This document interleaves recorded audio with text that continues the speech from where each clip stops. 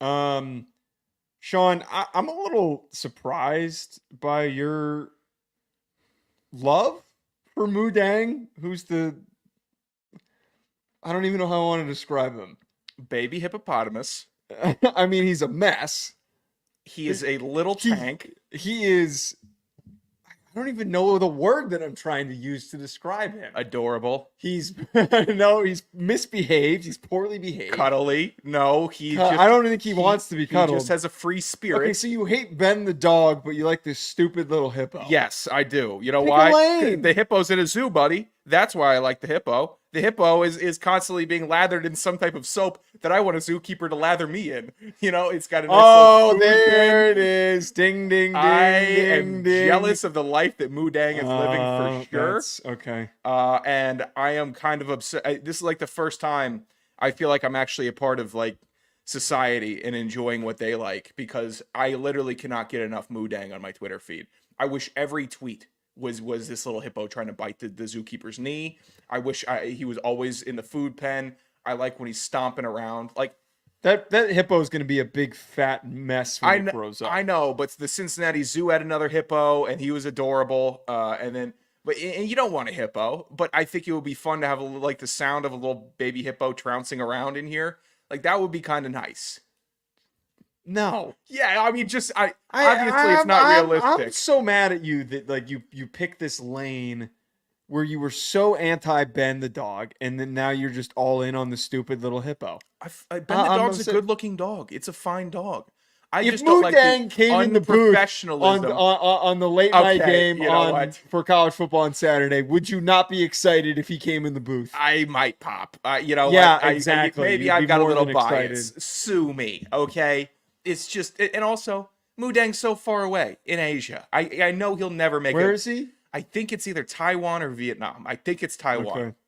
Okay. And he is just adorable. And I don't feel this way ever. I really don't. But I'm smitten with this little hippo. What do you think hippo tastes like? Oh, probably close to pork. I would guess is probably close to the pork or beef. Yeah. It's kind of a big water cow or a huge water hog. I think Mudang means like rubbery pork, so maybe they're pushing. No, isn't it or jiggly pork? Yeah, it's something like that. Yeah, or piggy something. I forget what it. It's not piggy. Okay, I just realized. No, I saw a video on Mudang also. I've seen plenty of them. I've seen too many of them.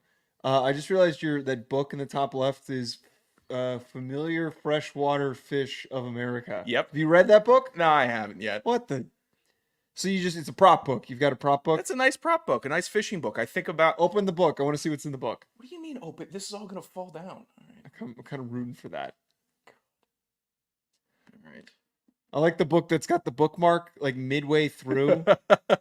So I know that you didn't finish it. Oh, that is a... oh, yeah. We've got best bets today, by the way. Then we've got a couple other stupid topics we're going to get to. Chapter 14, catfishes. So that's a very well-illustrated book. I got it in a thrift store in the Outer Banks. It is a good backdrop book. I also have Successful Winemaking at Home as a prop book. I mean, should we? No. I am not going to. I grew up. One of my best friends had a dad that was like constantly trying to make wine at home. And they had two houses, and one of them, the entire dining room was taken over by jugs and wine. That was you got to be doing that in the garage and then outside. You can't be in another home. I think where he was growing his grapes, the entire basement was covered in jugs and wine that was distilling. Was it any good? I never had it. I could imagine it was. I could imagine it was probably terrible.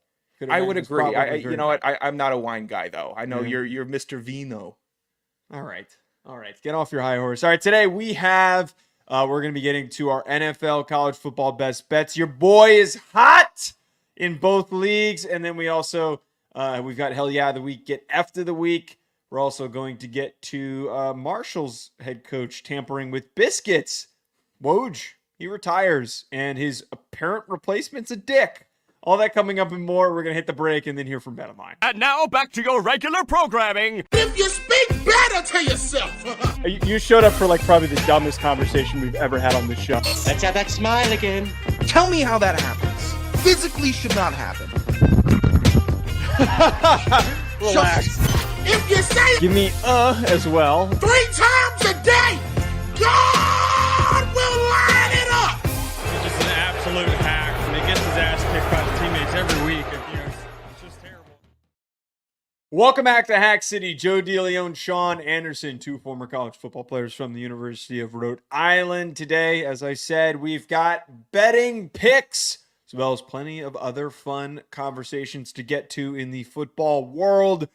Sean, where, if people want to use any of our picks, don't tail us. I highly recommend against fully tailing us, because you're just gonna be mad at us, and then you're gonna be mad at yourself. But if you like some of our analysis, you want to steal one of them, Sean, where can they go? That would be Bet Online. I would suggest you tail me. I can feel that I'm going to catch fire this week. I just know it's going to happen. I'm getting a change of scenery 2 in the NFL. I am getting and 1 for 2 in college. I can feel myself getting hot. Okay, Bet Online. It's the world. I think that feeling is some sort of other biological issue that you're dealing with. I think that you might need to go to the doctor. I don't think that has anything to do with your betting. I success. am heating up, and I'm going to be taking my heat and my money to Bet Online because they have every stat, they have every matchup, and even live odds and spreads to bet on during the games. Think you know your stuff? Get in on their $200,000 mega contest and pick 5 games against the spread every single week for your chance at weekly prizes and a share of $200K. When the game's over, head on over to the online casino, get in on a game of blackjack or poker, or unwind with over 150 different slots games. You maniacs. Head to the website today and get in on the action. Bet Online, the game starts here. Okay, so I did some research. I figured it out. You're feeling hot is not because you are going to be hot this week in betting. It's because you have menopause. That's what the first thing that comes up on Google. So I think that we solved that mystery. In case I you were am not worried. a woman who has stopped cycling. I am not having So hot you are flashes. currently cycling. Yeah. That'd be a good bit. Like, oh, I'm having a hot flash this week. These are my. So I these just are get to my have bets. a really emotional, angry week. Well, that's me on most days. All right, we've got college football. Week 4 best bets. I was on fire last week. Back to back strong weeks. Your boy's coming back from the dead. 2 for 1, 5 for 7 on the season, 41% correctness. We're gonna fix that. We're gonna be in the green. That's an ugly Sean number. tumbling to hell as he goes 1-2, 7-5 on the year, In the green. 58%. I'm in that green, brother. To recap, I got Vanderbilt minus 10.5 versus Georgia State wrong. I got Arizona State minus 1.5 versus Texas State correct. Bama minus 16 versus Wisconsin correct. Sean got Auburn minus 28 versus New Mexico wrong. They won by 26. ODU. I thought that they covered. That's actually hilarious that they didn't. I thought you went 2 for 1. I was ballistically bad about that one. I crapped on the ODU pick, and that was the right thing to do. ODU 14.5 versus Virginia Tech. Wrong! Boston College plus 16.5 versus Missouri. That was correct. This is a bad bit you're doing. I don't even We know. should be recapping them. Oh, every the week. one time Joe goes in the positive. Your I was in green the week, positive last now week. we're looking back over I all forgot the little to do picks. it. I forgot to do it. You did and I- not. You couldn't What? wait to skip over the record. What? You stink. That's an awful bit. And I don't know where you got your picks today from. I don't like that they're in a different font or size. So that makes me Well, think you're stealing them. I was worried. I put them in at like 8:00 this morning, and when you set up the doc, you didn't copy where I wrote them, so I was worried that you wiped my picks and then stole some of them. Oh, is that when you were angrily muttering? I just heard, what the I was dickhead? I I'm was like, fully what? expecting to see the USC one on your slate, and No, I it's was a ready to terrible go to war with you. But that is not going to be the case. Wait, that's a terrible pick. Okay, all right. My first pick though, I just revealed it. USC minus 5.5 versus Michigan. We already saw this happen, Sean. We already saw the offensively potent team that's got a ton of momentum, that's going to have a big year, roll into Ann Arbor, blow past a Michigan team that's got a great defense, but zero offense. They're starting Alex Orji. I don't expect that they're going to be able to put up enough points to keep up with USC. We have the evidence, folks. The evidence is in front of our faces. 5.5, bang the bet. Give it to me. I wouldn't want to give it to you because I don't Okay. like the idea of new Big Ten team USC trying to just waltz into Michigan at any moment this season where Michigan's defense could remember that they're Michigan and start playing lights out. It's a scary line. I actually almost like Michigan 5.5 in this one, but I held off because I found much tastier lines, Joseph. My first one, Miami, giving 16.5 to USF. I love this line. You know why? Miami has a scoring margin of plus 43 Trap this game. year. South Florida, minus half a point. Are you kidding me? It's not a trap game. Feels like Miami a trap game. is not going to play with their food. I think Cam Ward really wants to win the Heisman. How do you do that? By smoking the teams that you should just easily beat. And they will easily beat them. They're going to crush USF. This bet is like the most certain I am of any of them. We watched Alabama fall for this trap. You're falling for this trap. This has trap game written all over it. I'm not saying that this isn't going to hit. It totally could hit. But it's a little risky. A little risky there, Sean. I that's fine. It is a little bit risky, but I really do believe that the Hurricanes are going to roll them without any issue. I think it's going to be a clearing. My second pick that I have, plus 10.5 for Georgia Tech against Louisville. I don't know where this weird, random hype for Louisville is that they emerged on the ballot and that they're moving up in the rankings. Their wins this season, they have beaten Austin P. They have beaten Jacksonville State. They've played 2 teams. I'd understand if they were favored. 10.5 points? Look, Georgia Tech had a really good game against Florida State. They had a little bit of a faulty game against Syracuse, but the game was still close, and that Syracuse team is better than people want to give them credit for. They're going to keep this low scoring. They're going to keep this close at the very least. And also, last year, I did the opposite of this bet. I believe it was around 10.5, and I covered up until Brent Key backdoor covered for literally no reason. They scored like a touchdown with like a minute left, and they were down by 17, and they didn't need to score, and I lost my bet. I bet that they pull the same shit. So I am going to take Georgia Tech, 10.5. I'm not ready. I like the Louisville possible fraud watch that you have going. I am not drinking the Georgia Tech Kool-Aid just yet. If they cover 10.5, which maybe they do, then I'll get a little more bought in on them being a genuine team to make a full pick on. This is a full-fledged pick. This feels like a Saturday morning, hey, I'm just going to toss this out in the account type pick. Not one that I'm pitching out. Not one that I'm selling and This is the dishing. banger of a line. No, I'm selling and dishing good picks like mine here. Yeah, Boston College given 7 smoking it. versus Michigan State. I'm sure Boston College is 3-0 against the spread this year. Michigan State, they beat Maryland. What are they? Oh, they're 1-2 against the spread. It makes sense. Boston College, they play hard. They covered last week against Missouri when they had no business doing it. BC of years past would have just rolled over and let Missouri beat them by 30. They didn't. They fought back because they have the heart and spirit of Bill O'Brien back in reinvigorating this team. I like Boston College. They're going to be my Cinderella dream heart pick of the year so far. I love how they're playing. You're taking the book bait. See, whenever these teams start to do well against the spread, the book's trying to figure it out. We're talking 7 points. Yeah, That's 7 a points. huge line for them to cover against. Beat tragic Michigan State by a touchdown. They can do that. What is it with you and loving? Oh, I just saw your last one. I didn't see it originally. Ooh, I hate you so much. You know what? That one's definitely not going to hit. Why do you love to bet on these big lines? Why do you That's love not it? a big line. That's one score. That's a Seven- one-score game. Michigan State is gritty on defense. I think that they're going to keep this thing low scoring, and that they're going to keep it within range. I think Castellanos can out Aiden Childs, which is... Well, that's not asking for much. I'm just saying. I think he could do it. I don't like seeing him throw the ball in the turf. I do like seeing him pick it back up and throw him for a touchdown afterwards. So maybe if we can just keep things on schedule, Boston College can make it easy for the bettors. Another insanely weird line that was weirdly big.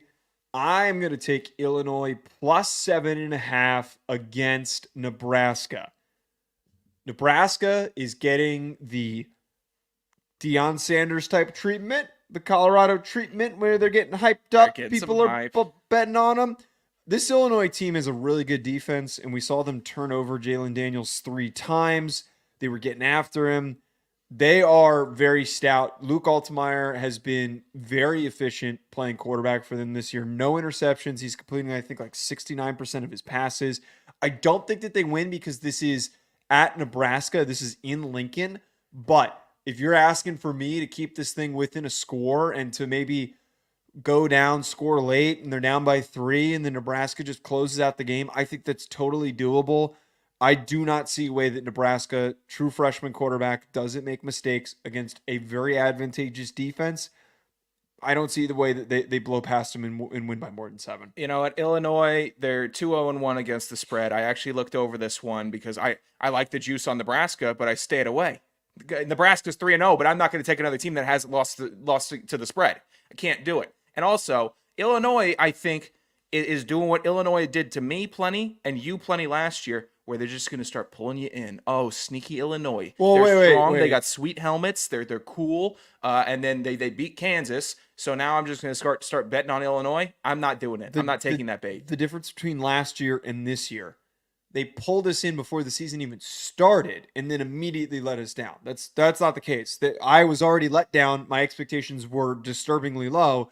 And now they're climbing their way back in. They're earning my trust again. I couldn't give them my trust back this soon. One team that I could give my trust back, that's Notre Dame, the Fighting Irish. I can't believe you're doing that. Giving 28 points versus Miami of Ohio. And look, Notre Dame has a big weight on their shoulder for the rest of the season. Let's hope it doesn't give them a hunchback. Sorry, I'm very distracted by some of the work. That's also a terrible comment. I have some of the worst bot tweets under my Gruden tweet. Stephen Bunch, who it's Sylvester the cat, he commented, "You got that right. Let's go." And then in brackets, NFL team name ! And then underneath it, Sean McGuire, go in brackets, NFL team name, hashtag sports fanatic. Sorry, I didn't mean to get distracted by that. I was trying to reshare the link and that popped up. No worries. Notre Dame is going to smoke Miami of Ohio. They're a great team, and they're going to have to get back on the path to victory if they want to make the CFP. And that can't happen if they don't smoke every team that they play. They need to beat them all by 40. Notre Dame is talented enough. They had a little bugaboo at the beginning of the season, in case anybody forgot. And now they have to do some real digging to get themselves out of this deep hole, and that means beating Miami of Ohio by at least 28 points. Look, I have suffered through this stupid Notre Dame team under Marcus Freeman enough. They unloaded like 90% of their energy for the rest of the season on Purdue. Oh, no, the Fighting Irish got more in them. Come on, boys. Keep on scoring. You think that they're not going to come into this week after last week thinking their shit doesn't stink again and then completely lay an egg? No, it's 1 week removed. Look, Riley Leonard's a dude. The defense has a bunch of maniacs on it. They can run the rock. They're going to start getting Mitchell Evans involved. That whole dynamic offense is going to be great. I think Marcus Freeman's going to have some real spirit on the sidelines, some pep. And we're going to see a full turnaround for this program. If I see him fake get excited again and have to force himself to get excited, I think I'm going to lose. I think I'm going to lose my mind. All right, let's move on to NFL best bets for this week. Last week, 2 for 1, 4 for 2 on the season, 66% correct. Sean is 1-2, 2, 3-1, and he is 40% on the year. Do I have permission to reread the picks from last week? Go ahead. My correct picks: Chiefs -5 versus the Bengals did not hit. Jets -3.5 versus the Titans did. And then Commanders -2 just narrowly snuck through The flukiest against the Giants. I told you. And then you had correctly Chargers versus Panthers. Wrong on Colts versus Packers. You bet on Anthony Richardson, you buffoon. 49ers -6 versus the Vikings. Sam Darnold laying his dong on your forehead. Glad to see that he's emerging as the quarterback. That was a little too graphic. I don't know why. Don't worry about it. No, don't worry about it. Okay. My first bet that I've got here, I've got Texans -2 versus the Vikings. Look, it's a nice story that the Vikings are 2-0. I think they kind of caught the 49ers as they're dealing with a couple of injuries. They played a great game.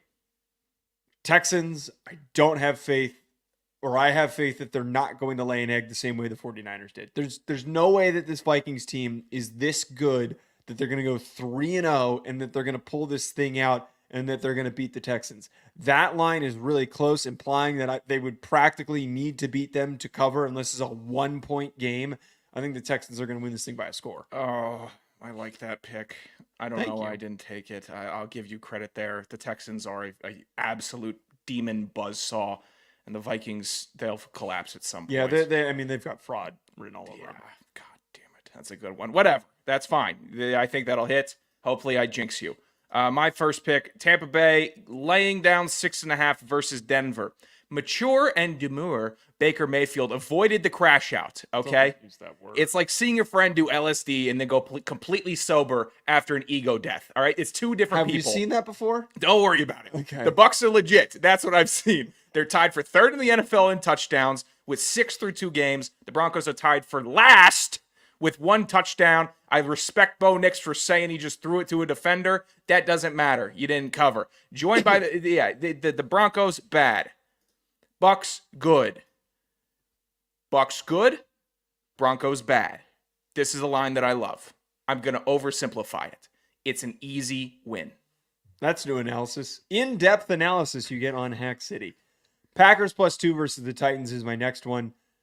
I think that this Titans team's a total dud. I think that we saw last week what the Packers did, taking advantage of a young team that was trying too much to put a lot on the shoulders of their young quarterback. There was a lot going on. A lot of people, I was actually surprised, by the way, a lot of people in the Indianapolis media were defending Anthony Richardson because there is a lot of truth there that they're expecting him to just will them to victory. And that's unrealistic expectations. You can't lose to Malik Willis, though. You just can't. Well, Will Levis and his dumb mayo eating ass is about to get beaten by the Packers. I might even take this thing money line, but just to give yourself a little bit of a cushion. Packers +2 versus the Titans. Again, I really think that this Titans team is just really sloppy. If they were able to do what they did against Anthony Richardson and play good, strong, stout defense, that defense looks phenomenal. I think they're going to be able to pull out a close one here. I think this game is a pick'em. I hate these lines. I'm terrified of these lines. I wouldn't take the Titans. I wouldn't take the Packers. It feels like a true toss-up. I don't know. I can't say that the Packers have the edge. I can't say that the Titans have the edge. It does. This is too. It's too out there for me. All right. I like my money, and I'd like to keep it. If you got 2 inexperienced quarterbacks with big arms that make a ton of mistakes, and also one's vindicated here. You know, one is seeking revenge against the Titans. I'm going with the team with the better defense. God, I guess, man. My next one, Joe. Do you know why I'm going to compare Dallas to the U.S. Garrison unit in 2002? Because they're playing the Ravens this year. And the Ravens are playing the role of the giant of Kandahar in Afghanistan. They're finding a sleeping giant. The Ravens are furious that they're 0-2. The Ravens need this win. The Cowboys already faltered. They already got their backs blown out by New Orleans, all right? They had a bad loss. And everyone in Dallas is going to be fake angry, itching to get back when they know they can eventually beat up on the Giants and they can beat up on the Commanders and get 4 wins out of those 2 teams. But the Ravens are in a much scarier division. So they need to get to 1-2. They need to start winning games while it's still relatively easy. It's a pick'em. Ravens win this game. Simple enough for me. I know a dead body when I see one. Rams -7, or sorry, 49ers -7 versus the Rams. We saw that long list of guys that are hurt. This line probably has moved since it was released. The whole team's hurt. They've got janitors for the Rams that work in the facility that are suiting up for this team. Yeah. They are beyond cooked. 7 feels very realistic. And I know that the 49ers were a little sloppy last week. There's a chance that they come out sloppy and this ends up just being a 1-score victory for them. I feel pretty good. The way that the Cardinals made them look, this feels like one of those teams that's going to be easy to bet against the rest of the year. Yeah, 49ers are going to bounce back. The Rams, I think the Rams are always scary because McVay is such an ultimate competitor that he always has these teams ready to go and highly prepared on game day. But San Fran, I think, rolls them. That's also not a terrible pick from you. I'll give you I'll give you credit on that. My final pick, easiest one of the week, Raiders giving 5 versus the Panthers. All right. They're going to kick over the already crumbling sandcastle in Charlotte. it's done for. The Panthers aren't doing anything to help themselves either. We're starting Andy Dalton? Okay, cool. They also released linebacker Iku Leota yesterday. You know what he was? The sack leader on the team. He only had one, okay? Yeah, but that's still, important the context. sack leader, the only guy that gets a full sack, you cut him. I'm sure you're doing things right, Carolina. Raiders and under Antonio Pierce and Tiny Hands Minshew are going to steamroll this team into oblivion. I knew you were going to take this one. I wouldn't want to touch this because of just I am always weird about the games in which a new quarterback starts for a team and when an interim head coach takes over. And when I talk about a new quarterback starting for a team, I'm talking about like someone gets benched, not someone goes down with an injury. Someone gets benched. It's hard to tell how a team's going to rally around that. Brother, it's Andy Dalton. But Andy Dalton is the king of, hey, why is this game so close? Like, he's just, for no reason, they're not going to win the game, but for no reason, they're going to hang around. The game's going to be close. It's going to be an ugly, terrible, stupid game. I think Dobbs is the king of that now. Josh Dobbs is the king of, we brought him back. He looks like a real starter. And my favorite Andy Dalton memory of all time as a backup is when he was playing for the Saints, threw a pick six, turned around with the scorpion hand while Buda Baker was front flipping slow motion in the end zone behind him. That's what he's capable of. That's what he's going to show. I watched that game at Bronson Beer Hall, the worst bar in America. Just wanted to throw that in.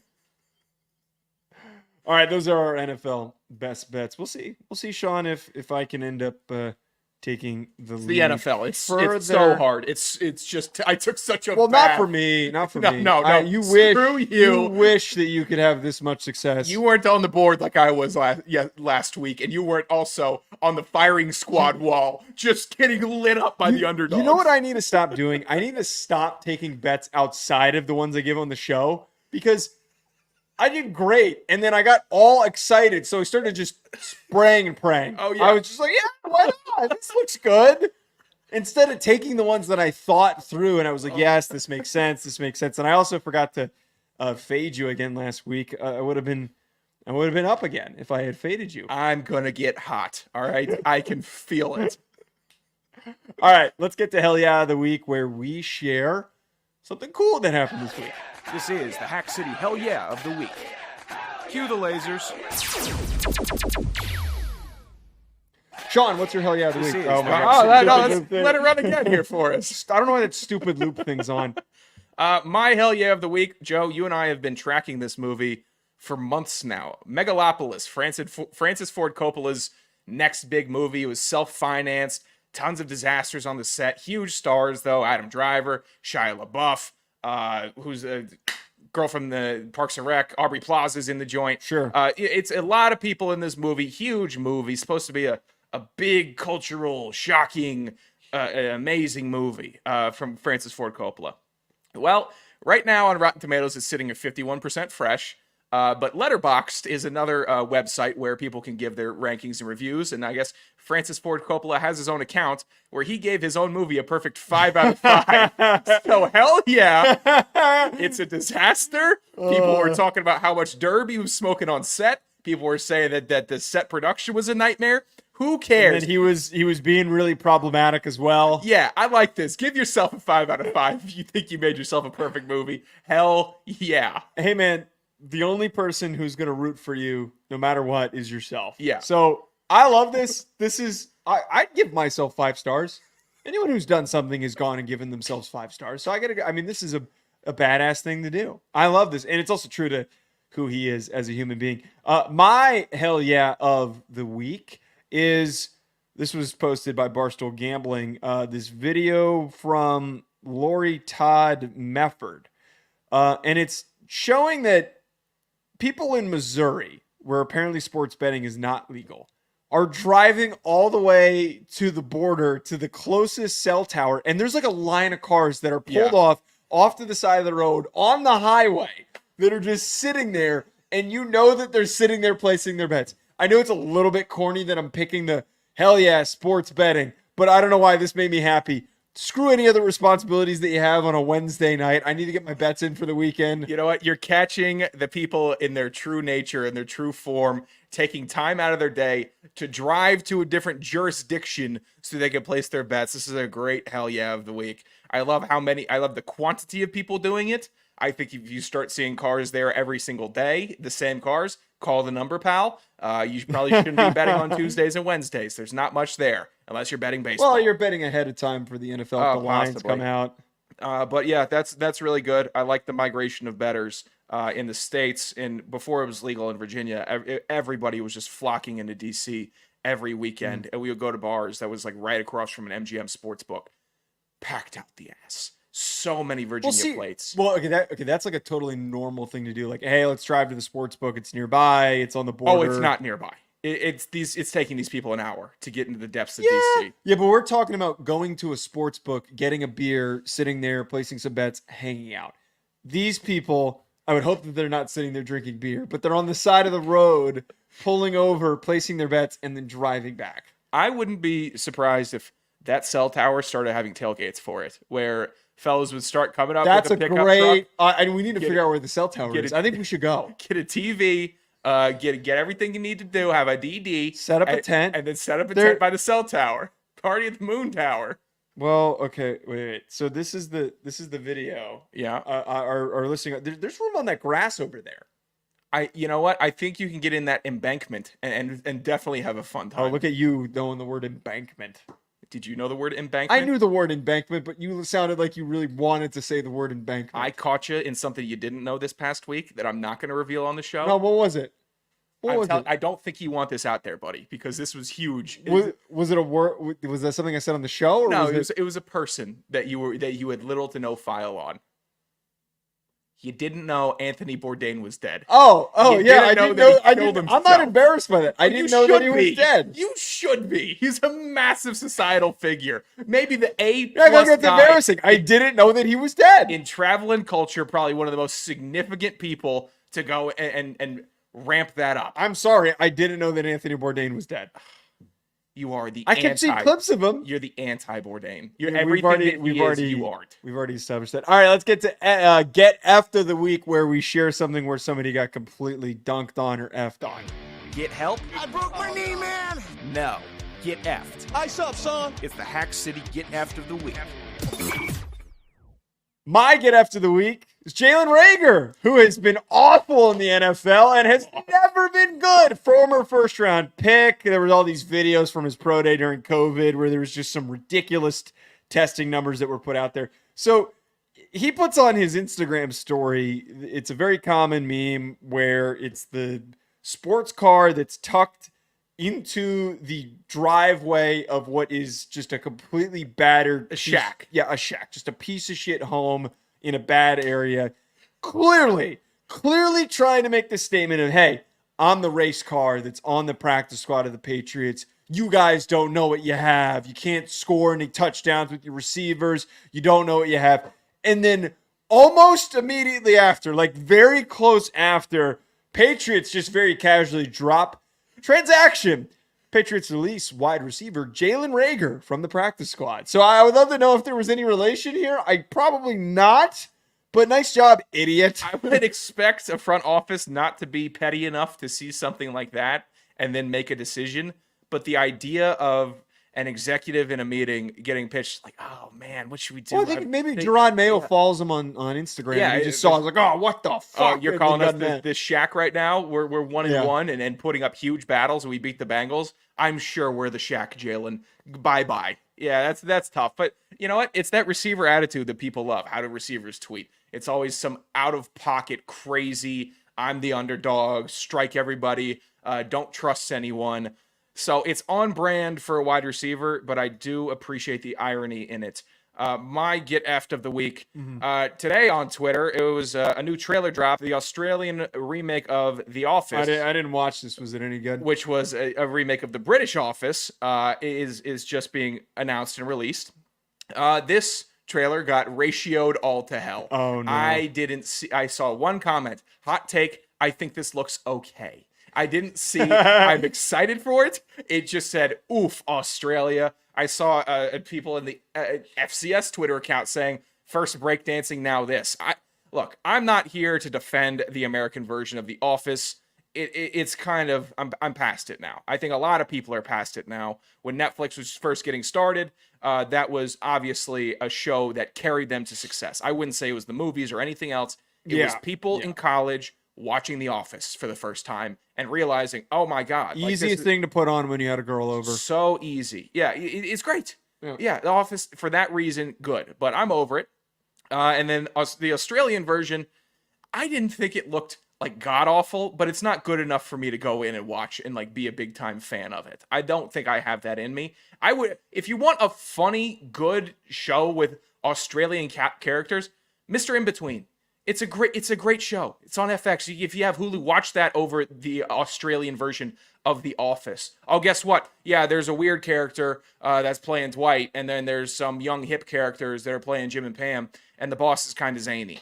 I've seen that story before. I didn't see Mr. In Between before. A badass assassin in Australia living the double life, Mr. Dad and all that with a fun group of pals. Like, genuinely, that is what I would recommend you watch if you need the Australian accent in your life. Well, so there's actually been some pretty entertaining content that's been put out there from this.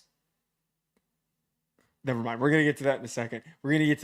I think that something I sent you isn't real. I'm glad that I checked it. There's some really good Australian shows, like New Zealand shows, that are pretty entertaining. Like some good shows that, like, I'm not into it, but I've got a friend, my friend Devin, for some reason, is obsessed with that stuff. So every time he'd visit me in LA, he was in San Diego, he'd come up, he'd get baked as shit, and then he would take the remote of my TV. And we couldn't watch what I wanted to watch. It was always some weird, random Australian comedy. They have good stuff. I don't know why that they remaking something's fine, which we did. We remade the British Office. Remaking something that's already been remade is extremely redundant. It's a little. We've had enough. We've had enough of the superhero TV shows, which was just remake over remake, and TV's not in a great spot except for FX shows. I think the FX is the premier. It's better than HBO. It's the number one for just good TV. HBO will knock your pants off with some great TV.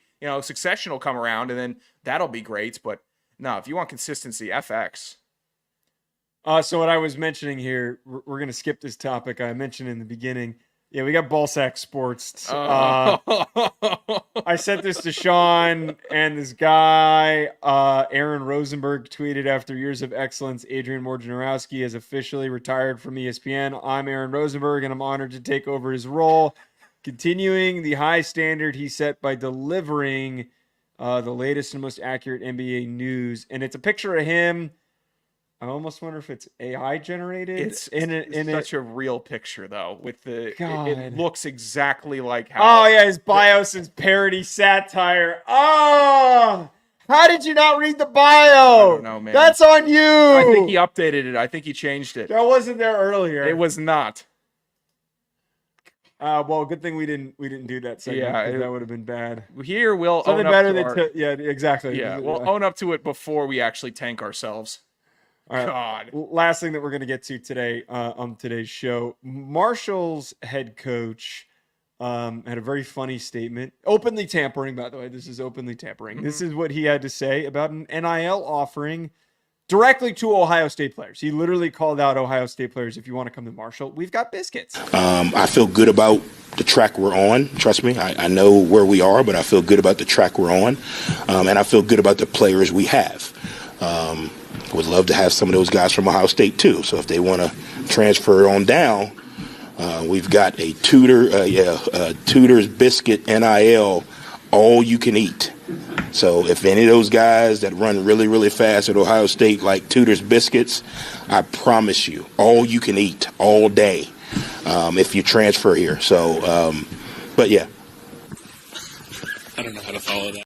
Have you ever had a Tudor's biscuit before? I don't think I have had a Tudor's biscuit before. Okay, so we've got no frame of reference there. Everybody was laughing about this. It's funny. I think what would be a really funny next step of this is if the NCAA announced a massive tampering investigation into Marshall athletics for Charles. Like, oh shit! Yeah, you wanted to be tongue in cheek in the press Right. conference, do you? Huh? No, we're gonna Give teach us you your phone something. records. You keep on joking about this. Well, Yeah, but they that's pull up with the helicopters.